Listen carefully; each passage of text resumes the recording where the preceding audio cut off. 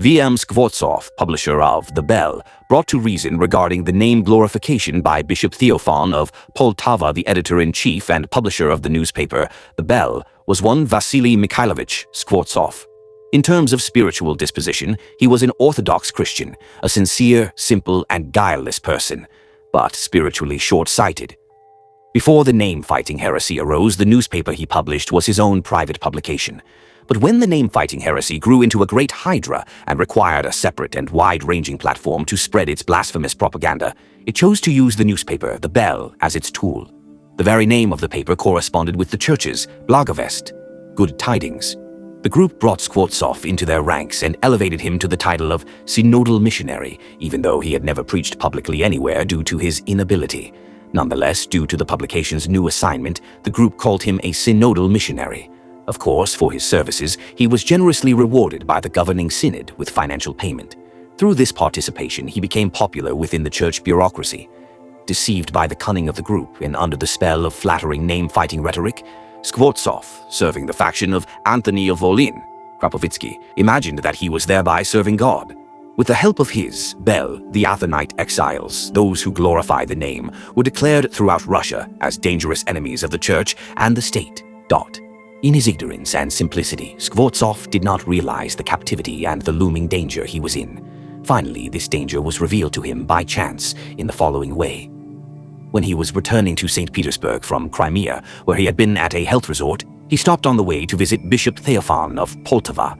Skvortsov deeply revered him as a great ascetic and a friend of the ever-memorable Father John of Kronstadt. Among the hierarchs of the Russian Church, Bishop Theophan was an outstanding shepherd.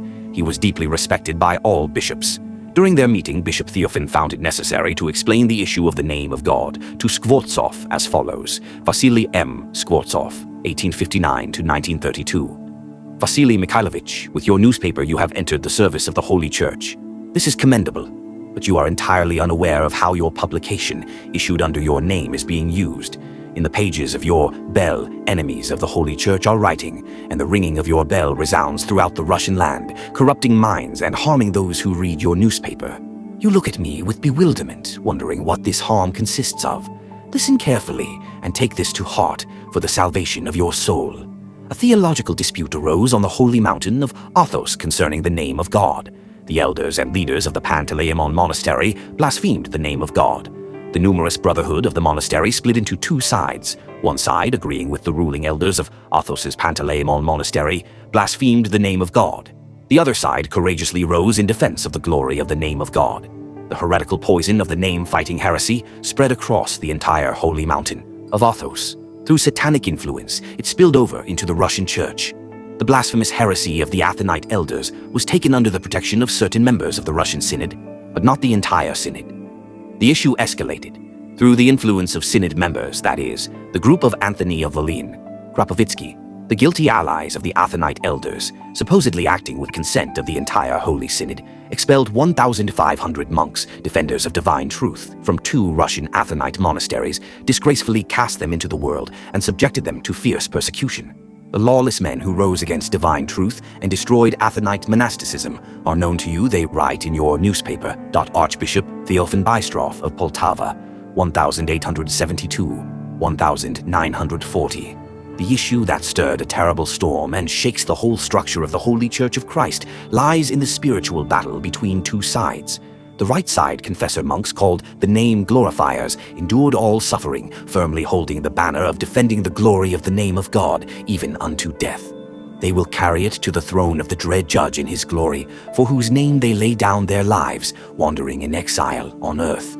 The other side, the persecutors of the righteous, wield their fierce weapon, hardened in hatred unto death. And it is they who write on the pages of your newspaper. The lengthy and illuminating conversation with His Grace Bishop Theophan opened Skvortsov's eyes. He realized that his newspaper was serving the blasphemous name-fighting heresy. As a sincere Christian with a simple and honest heart, he had in his ignorance fallen under the influence of heretical destroyers who had filled his paper with content full of dreadful blasphemy against the name of God, aimed at persecuting its defenders. Therefore, sincerely repentant, right then and there during his meeting with Bishop Theophan, he wrote and sent a telegram to the Bell editorial office in St. Petersburg with the following message. Until my return, let not the feet of Bishops Anthony Khrapovitsky of Volyn, Sergius Stragorodsky of Finland, and Professor Troitsky enter the editorial office of The Bell from Poltava on the advice of His Grace Theophan, Vasily Mikhailovich Skvortsov, traveled to Kiev to meet with the Athonite name-glorifier exiles and hear directly from them the truth for which 1,500 confessors had been persecuted by the synodal bishops.